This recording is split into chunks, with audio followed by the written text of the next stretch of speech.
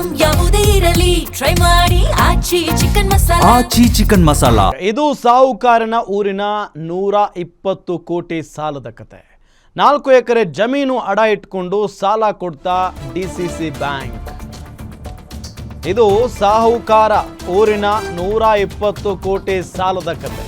4 ಎಕರೆ ಜಮೀನು ಅಡ ಇಟ್ಕೊಂಡು ಡಿಸಿಸಿ ಬ್ಯಾಂಕ್ ಸಾಲ ಕೊಡ್ತಾ. ಹಾಗಾದ್ರೆ ಜಾರಕಿಹೊಳಿ ಕುಟುಂಬದ ಆಪ್ತ ಗುತ್ತಿಗೆದಾರನಿಗೆ 120 ಕೋಟಿ ಸಾಲ.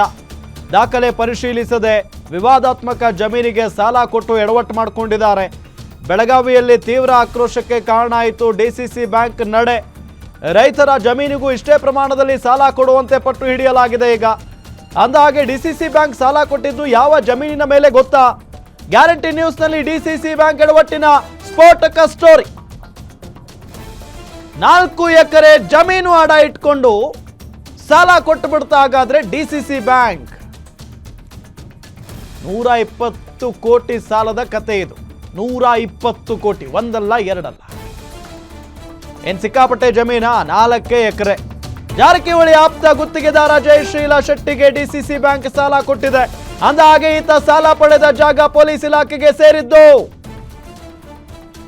ಜಾರಕಿಹೊಳಿ ಆಪ್ತ ಗುತ್ತಿಗೆದಾರ ಜಯಶ್ರೀಲಾ ಶೆಟ್ಟಿಗೆ ಡಿಸಿಸಿ ಬ್ಯಾಂಕ್ ಸಾಲ ಕೊಟ್ಟಿದೆ. ಅಂದಹಾಗೆ ಈತ ಸಾಲ ಪಡೆದ ಜಾಗ ಏನ್ ಇವರದ್ದ ಅಲ್ಲ, ಪೊಲೀಸ್ ಇಲಾಖೆಗೆ ಸೇರಿದ್ದದು. ಪೊಲೀಸ್ ಇಲಾಖೆಗೆ ಸೇರಿದ 106 ಕೋಟಿ ಬೆಲೆ ಬಾಳುವ ಜಾಗ ಹೈಜಾಕ್ ಮಾಡಿಕೊಂಡಿದ್ದಾರೆ. ಬೆಳಗಾವಿಯ ಹೃದಯ ಭಾಗ ಶ್ರೀನಗರದಲ್ಲಿರುವ 200 ಕೋಟಿ ಮೌಲ್ಯದ 5.21 ಎಕರೆ ಜಾಗ ಅದು. ಬೆಳಗಾವಿಯ ಹೃದಯ ಭಾಗ ಶ್ರೀನಗರ ಇದೆಯಲ್ಲ, ಆ ಶ್ರೀನಗರದಲ್ಲಿರುವಂತ 200 ಕೋಟಿ ಮೌಲ್ಯದ 5.21 ಎಕರೆ ಜಾಗ ಅದು. ಪೊಲೀಸರಿಗೆ ಸೇರಿದ ಜಾಗವನ್ನ ಕಬಳಿಸಿ ಬಾರ್ ಅಂಡ್ ರೆಸ್ಟೋರೆಂಟ್ ನಿರ್ಮಾಣ ಮಾಡಲಾಗಿದೆ. ಬೆಳಗಾವಿ ಎಸ್ಪಿ ಹೆಸರಲ್ಲಿರುವ ಫೈರ್ ರೇಂಜ್ಗೆ ಮೀಸಲಿಟ್ಟ ಜಾಗವನ್ನ ಕಬಳಿಕೆ ಮಾಡಿಕೊಂಡಿದ್ದಾರೆ. ಭೂಮಿ ಮರಳಿ ಪಡೆಯೋದಕ್ಕೆ ಕಳೆದ 2 ವರ್ಷಗಳಿಂದ ಬೆಳಗಾವಿ ಎಸ್ಪಿ ಹೋರಾಟವನ್ನ ಮಾಡ್ತಾ ಇದ್ದಾರೆ. ಹಿಂದಿನ ಎಸ್ಪಿ ಡಾಕ್ಟರ್ ಭೀಮಾಶಂಕರ್ ಗುಳೇದ್ ಅವರಿಂದ ಜಾಗದ ಮೂಲ ದಾಖಲೆಯನ್ನ ಸಂಗ್ರಹಿಸಲಾಯಿತು. ಬೆಳಗಾವಿಯ ಎಡಿಎಲ್ಆರ್ ಡಿಡಿಎಲ್ಆರ್ ಅಧಿಕಾರಿಗಳಿಗೆ ದಾಖಲೆಯನ್ನ ನೀಡಿದ್ದಾರೆ. ಐಪಿಎಸ್ ಅಧಿಕಾರಿ ಗುಳೇದ್, ಭೀಮಾಶಂಕರ್ ಗುಳೇದ್ ಅವರು ಈ ಜಾಗ ನಮ್ಮದು, ಬೇರೆಯವರ ಪಾಲಾಗಿದ್ದು ಹೇಗೆ ಅಂತ ಪರಿಶೀಲಿಸಲು ಪತ್ರವನ್ನ ಬರೆದಿದ್ದಾರೆ.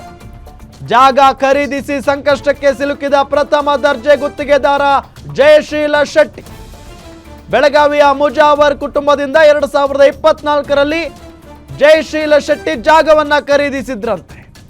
ಅಂದಾಜು 5 ಕೋಟಿ ಕೊಟ್ಟು 5.21 ಎಕರೆ ಜಮೀನನ್ನ ಖರೀದಿಸಿದ್ರಂತೆ ಜಯಶ್ರೀಲಾ ಶೆಟ್ಟಿ. ಸರ್ಕಾರಿ ಜಾಗ ಕಬಳಿಕೆ ಹಿನ್ನೆಲೆ ಲೋಕಾಯುಕ್ತ ಮೊರೆ ಹೋಗಿದ್ದಾರೆ. ಈಗ ಆರ್ಟಿಐ ಕಾರ್ಯಕರ್ತ, ಮೂಡಲಗಿ ಮೂಲದ ಆರ್ಟಿಐ ಕಾರ್ಯಕರ್ತ ಭೀಮಪ್ಪ ಗಡಾದ್ ದೂರನ್ನ ಕೊಟ್ಟಿದ್ದಾರೆ. ಡಿಸಿಸಿ ಬ್ಯಾಂಕ್ನಿಂದ ಸಾಲ ಕೊಟ್ಟ ಬಳಿಕ ಬೃಹತ್ ಅಕ್ರಮ ಬಯಲಾಗಿದೆ.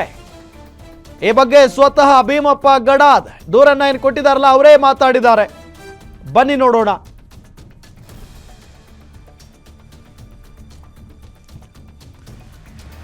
ಇದೇ ವಿಚಾರಕ್ಕೆ ಸಂಬಂಧಪಟ್ಟಂತೆ ಮೊದಲಿಗೆ ಡೀಟೇಲ್ಸ್ ಕೊಡ್ತಾರೆ ನಮ್ಮ ಬೆಳಗಾವಿ ರಿಪೋರ್ಟರ್ ರಾಜೇಶ್ ಹುಗಾರ್ ಸಂಪರ್ಕದಲ್ಲಿದ್ದಾರೆ. ರಾಜೇಶ್, ನಿಜಕ್ಕೂ ಕೂಡ ದೊಡ್ಡ ಅಕ್ರಮ ಅನ್ನೋದು ಮೇಲ್ನೋಟಕ್ಕೆ ಸ್ಪಷ್ಟವಾಗಿ ಗೊತ್ತಾಗ್ತಾ ಇದೆ. ಇದು ಡೀಟೇಲ್ಸ್ ಕೊಡ್ತಾ ಹೋಗೋದಾದ್ರೆ?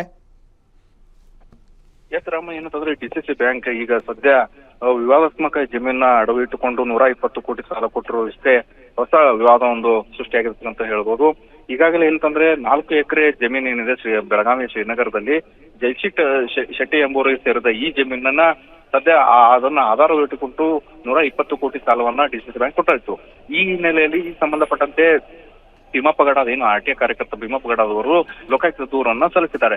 ಏನಂತಂದ್ರೆ ಇದು ಮೂಲತಃ ಜಾಗ ಪೊಲೀಸರು ಇಲಾಖೆ ಸಲ್ಲಿಸಿದಂತ ಜಾಗ. ಈ ಹಿಂದೆ ಭೀಮಾಶಂಕರ್ ಗುಳೇದ್ ಅವರಂತ ಎಸ್ಪಿ ಆದಂತ ಅವರು ಕಳೆದ 2 ವರ್ಷದಿಂದ ಎಡಿಎಲ್ಆರ್ ಮತ್ತು ಡಿಡಿಎಲ್ಆರ್ಗೆ ತಮ್ಮ ಸಂಬಂಧಪಟ್ಟ ಜಾಗದ ಸಂಬಂಧಪಟ್ಟಂತೆ ದಾಖಲಾತಿಗಳು ಕಲೆ ಹಾಕಿ ಆಮೇಲೆ ಉತ್ತಾರದಲ್ಲಿ ತಮ್ಮ ಏನೋ ಪೊಲೀಸ್ ಇಲಾಖೆ ಅಂತ ಸೇರ್ಪಡೆ ಮಾಡಿ ಅಂತೇಳಿ ಏನು ಆ ದಾಖಲೆಯನ್ನು ಕೂಡ ನೀಡಿದ್ರು. ಈ ಹಿನ್ನೆಲೆಯಲ್ಲಿ ಈಗ ಸದ್ಯ ಸಾಕಷ್ಟು ಚರ್ಚೆಗೆ ಕಾರಣವಿರ್ತಕ್ಕಂಥದ್ದು. ಯಾಕಂತಂದ್ರೆ ಈ ಪೊಲೀಸ್ ಇಲಾಖೆ ಸೇರಿದಂತ ಜಾಗವನ್ನ ಸದ್ಯ ಮುಜಾವರನ್ನ ವ್ಯಕ್ತಿಗೆ ಮಾಡಲಾಗಿರುತ್ತೆ. ಮುಜಾವರ್ ವ್ಯಕ್ತಿಯಿಂದ ಇವರು 2024ರಂದು ಏನು 5 ಕೋಟಿ ರೂಪಾಯಿ ಕೊಟ್ಟು ಏನು 4 ಎಕರೆ ಜಮೀನನ್ನ ಅವರ ಹೆಸರು ಖಾತೆಗೆ ಬದಲಾವಣೆ ಮಾಡ್ಕೊಂಡಿರ್ತಾರೆ. ಸದ್ಯ ಈಗ ಏನು ಬದಲಾವಣೆ ನಂತರ ಆ ಹಿನ್ನೆಲೆಯಲ್ಲಿ ಡಿಸಿ ಬ್ಯಾಂಕಿಗೆ ಆ ಜಮೀನನ್ನ ಆಧಾರವನ್ನು ಇಟ್ಟುಕೊಂಡು 120 ಕೋಟಿ ಸಾಲವನ್ನ ಪಡೆದುಕೊಂತಾರೆ. ಈ ನಿಟ್ಟಿನಲ್ಲಿ ಡಿಸಿಸಿ ಬ್ಯಾಂಕ್ ಕೂಡ ಈಗ ಸದ್ಯ ಸಂಕಷ್ಟಕ್ಕೆ ಸಿಲುಕಿದೆ ಅಂತ ಹೇಳ್ಬೋದು. ಅಲ್ಲದೆ ಜಲಸ್ ಶೆಟ್ಟಿ ಏನು ಉದ್ಯಮಿ ಇದನ್ನ ಈತ ಜಾರಕಿಹೊಳಿ ಅವರಿಗೆ ಅತ್ಯಾಪ್ತರಾಗಿರ್ಬೇಕು ಹಿನ್ನೆಲೆಯಲ್ಲಿ ಈ ಹಿನ್ನೆಲೆಯಲ್ಲಿ ಆತನಿಗೆ 120 ಕೋಟಿ ಸಾಲವನ್ನ ನೀಡಲಾಗಿದೆ ಅನ್ನೋ ನಿಟ್ಟಿನಲ್ಲಿ ಆರೋಪಗಳು ಕೂಡ ಕೇಳಿ ಬಂದಿರ್ತಕ್ಕಂಥದ್ದು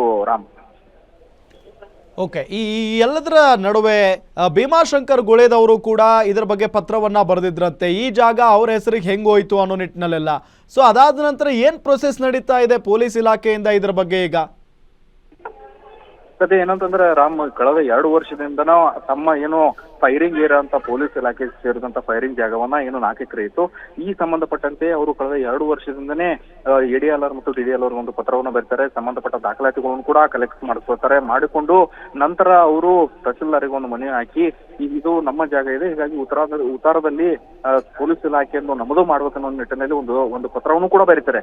ನಂತರ ಯಾವಾಗ ಪತ್ರ ಹೋಗುತ್ತೆ ಆ ನಂತರ ಏನಂತ ಸರ್ಕಾರಿ ಜಾಗವನ್ನ ಏನು ಬೇಕಂತಾನೆ ಮುಜಾವರನ್ನವರ ಹೆಸರಿಗೆ ಮಾಡಲಾಗುತ್ತೆ. ಮುಜಾವರ್ ಹೆಸರಿಗೆ ನಂತರ ಅದನ್ನ ಜಯಶೀಲ್ ಶೆಟ್ಟಿ ಅವರು ಏನು ಅದನ್ನ ಖಾತಾ ಬದಲಾವಣೆ ಮಾಡ್ಕೊತಾರೆ. ಹೀಗಾಗಿ ಈ ವೇಳೆಯಲ್ಲೂ ಕೂಡ ಸಾಕಷ್ಟು ಅನುಮಾನ ಮೂಡತಕ್ಕಂಥದ್ದು. ತಹಶೀಲ್ದಾರ್ ಏನು ಕಚೇರಿಗೆ ಎಸ್ ಪಿ ಅವರು ಏನು ಪತ್ರವನ್ನು ಬರೆದು ಕೂಡ ಅದಾಗಿಯೂ ಕೂಡ ಈ ಸಾದ್ರೂ ಕೂಡ ಜಲಸೀಶ್ ಶೆಟ್ಟಿ ಅವರಿಗೆ ಹೇಗೆ ವರ್ಗಾವಣೆ ಆಯ್ತು ನಿಟ್ಟಿನಲ್ಲಿ ಸದ್ಯ ಭೀಮಪ್ಪ ಗಡದವರು ಪ್ರಶ್ನೆ ಮಾಡಿರ್ತಕ್ಕಂಥದ್ದು. ಸದ್ಯ ಅದ ಎಲ್ಲಾ ಹಳೆಯ ದಾಖಲಾತಿಗಳನ್ನ ಸಲ್ಲಿಕೆ ಏನು ಲೋಕಾಯುಕ್ತ ಅಧಿಕಾರಿಗಳಿಗೆ ಸಲ್ಲಿಕೆ ಮಾಡಿರ್ತಕ್ಕಂಥದ್ದು. ಇದನ್ನ ಶಿಕ್ಷೆ ತನಿಖೆ ಮಾಡಬೇಕು. ಯಾಕಂದ್ರೆ ಇಲ್ಲಿ ಯಾರಿಗೋ ಒಬ್ಬರಿಗೆ ಏನು ಬೇಕಂತಾನೆ ಡಿಸಿಸಿ ಬ್ಯಾಂಕ್ ಏನು ಕೇವಲ 4 ಎಕರೆ ಇಟ್ಟುಕೊಂಡು 120 ಕೋಟಿ ಸಾಲ ಕೊಡೋದು. ಆದರೆ ರೈತರಿಗೆ ಯಾಕೆ ಸಾಲ ಕೊಡ್ಲಿಕ್ಕೆ ಮಿನಾಯಿಸೆ ಮಾಡ್ತಾರೆ ಅನ್ನೋ ನಿಟ್ಟಿನಲ್ಲಿ ಸಾಕಷ್ಟು ಆರೋಪಗಳನ್ನ ಮಾಡಿರ್ತಕ್ಕಂಥದ್ದು. ಹಾಗಾಗಿ ಸದ್ಯ ರೈತ ಮುಖಂಡರು ಕೂಡ ಈಗ ಒಂದು ಆರೋಪ ಮಾಡ್ತಾ ಇರ್ತಕ್ಕಂಥದ್ದು, ನಾವು ರೈತರು ಕೂಡ ಸಾಲವನ್ನು ಕೇಳುವಂತ ಸಂದರ್ಭದಲ್ಲಿ ನಮಗೆ ಯಥೇಚ್ಛವಾಗಿ ಬಡ್ಡಿಯನ್ನ ತಗೊಳ್ಳುವಂತ ಸಂದರ್ಭ ನಡೀತಾ ಇದೆ. ಹಾಗಾಗಿ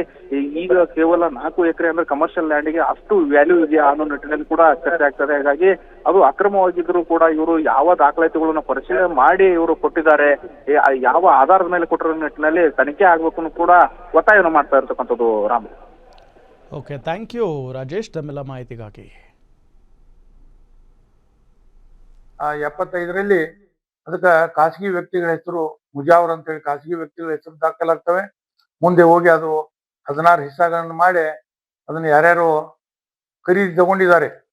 ಇಲ್ಲಿ ನೋಡಿದಾಗ ಏನ್ ಅನಿಸ್ತೈತೆ ಅಂದ್ರ ಈ ಬೆಳಗಾವಿ ಜಿಲ್ಲೆಯಲ್ಲಿ ನಡೀತಿರ್ತಕ್ಕಂಥ ಇದು ಸುಮಾರು ಒಂದು 300 ಕೋಟಿ ರೂಪಾಯಿ ಬೆಲೆ ಬಾಳುವಂತ ಭೂ ಹಗರಣದಲ್ಲಿ ಇದಕ್ಕೆಲ್ಲ ರಾಜಕಾರಣಿಗಳು ಅಧಿಕಾರಿಗಳು ಸೇರಿದಾರೆ ಅಂತೇಳಿ ಖಚಿತವಾಗಿದೆ. ಅದಲ್ಲದೆ ಮಾನ್ಯ ಜಿಲ್ಲಾಧಿಕಾರಿಗಳಿಗೆ ಸಾಕಷ್ಟು ಸಲ ಇದ್ರ ಬಗ್ಗೆ ಮನವಿಗಳನ್ನು ಕೊಟ್ಟರು, ಯಾವುದೇ ಕ್ರಮ ಕೈಗೊಳ್ಳಿಲ್ಲ. ಆದ್ರಿಂದ ಸುಮಾರು 1000 ಪುಟಗಳ ದಾಖಲೆಯನ್ನು 2 ವರ್ಷಗಳಿಂದ ಕಲೆ ಹಾಕಿದೆ. ಇದು ಸರ್ಕಾರಕ್ಕೆ ಸೇರುವಂತ ಜಮೀನ. ಪೊಲೀಸ್ ಇಲಾಖೆ ಕೂಡ ಅದನ್ನ ಕಬ್ಜಾ ತಗೊಂಡಿಲ್ಲ, ಖಾಲಿ ಇದೆ. ಅವರು ಕೂಡ ಹೆದರಿದ್ದಾರೆ ಎಲ್ಲ ರಾಜಕಾರಣಿಗಳಿಗೆ. ಈ ಬೆಳಗಾವಿ ಜಿಲ್ಲೆ ಅಧಿಕಾರಿಗಳು ರಾಜಕಾರಣಿಗಳ ಗುಲಾಮರಾಗಿದ್ದಾರೆ ಅಂತ ಹೇಳಿ ಬಯಸ್ತಾ ಇದ್ದೀನಿ. ಆದ್ರಿಂದ ಇವತ್ತಿನ ದಿವಸ ಇಂಥ ಅಧಿಕಾರಿಗಳ ಮೇಲೆ ಇವತ್ತು ಮಾನ್ಯ ಜಿಲ್ಲಾಧಿಕಾರಿಗಳಾಗಿರ್ಬೋದು, ಭೂಮಾಪನ ಇಲಾಖೆ ಉಪನಿರ್ದೇಶಕರು, ಅದಲ್ಲದೆ ಪಾಲಿಕೆಯ ಆಯುಕ್ತರು, ಅದಲ್ಲದೆ ಮಾನ್ಯ ಜಿಲ್ಲಾ ಪೊಲೀಸ್ ವರಿಷ್ಠಾಧಿಕಾರಿಗಳು ಇವರೆಲ್ಲರ ಮೇಲೆ ಕಾನೂನು ರೀತಿ ಕ್ರಮ ತೆಗೆದುಕೊಂಡ ಈ ಸರ್ಕಾರಕ್ಕೆ ಸೇರಿದ ಬೆಲೆ ಬಾಳೋ ಆಸ್ತಿಯನ್ನ ಮತ್ತೆ ಸರ್ಕಾರಕ್ಕೆ ಉಳಿಸ್ಬೇಕಂತ ಹೇಳಿ ನಿನ್ನಿನ ದಿವಸ ನಾನು ಮಾನ್ಯ ಗೌರವಾನ್ವಿತ ಲೋಕಾಯುಕ್ತರಿಗೆ ಎಲ್ಲ ದಾಖಲೆಗಳ ಸಮೇತವಾಗಿ ದೂರು ಕೊಟ್ಟಿದ್ದೀನಿ. ನನಗೆ ವಿಶ್ವಾಸ ಇದೆ ಲೋಕಾಯುಕ್ತರಿಂದ ನನಗೆ ನ್ಯಾಯ ಸಿಗ್ತದೆ ಅಂತ ಹೇಳ್ತಾರೆ. ಒಂದೇನಪ್ಪಾ ಅಂದ್ರ ನಿಮ್ಮೂರಿನಿಂದ ವಿಶ್ವ ಮಟ್ಟದವರೆಗೆ ರಾಜಕೀಯ, ಸಿನಿಮಾ, ಸ್ಪೋರ್ಟ್ಸ್ ಯಾವ ಸುದ್ದಿಯೂ ಮಿಸ್ ಆಗಲ್ಲ. ಬರೀ ಸುದ್ದಿಯಷ್ಟೇ ಅಲ್ಲ, ಜೊತೆಯಲ್ಲೇ ಇರುತ್ತೆ ವಿಶ್ಲೇಷಣೆ. ಗ್ಯಾರಂಟಿ ನ್ಯೂಸ್ ನ ಸಬ್ಸ್ಕ್ರೈಬ್ ಮಾಡಿ, ಫಾಲೋ ಮಾಡಿ, ಕ್ಷಣ ಕ್ಷಣದ ಅಪ್ಡೇಟ್ಸ್ ಪಡೆಯಿರಿ.